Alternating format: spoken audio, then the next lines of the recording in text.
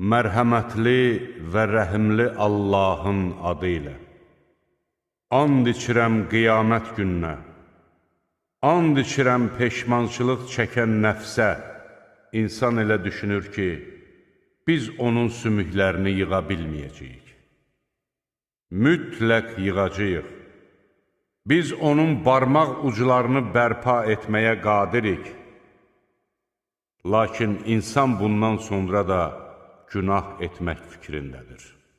O, qiyamət günü nə vaxt olacaq deyə rişxəndlə soruşur. Gözlər bərələ qalacağı, ay tutulacağı və günəşlə ayın qovuşacağı zaman, o gün insan deyəcəkdir: hara qaçaq? Xeyr, o gün pənah aparılacaq yer tapılmayacaq. O gün qayıdış ancaq sənin Rəbbinə olacaqdır. O gün insana əvvəllər etdiyi və sonraya saxladığı əməlləri barədə xəbər veriləcəkdir. Əslində, insan öz əleyhinə şahidlik edəcəkdir.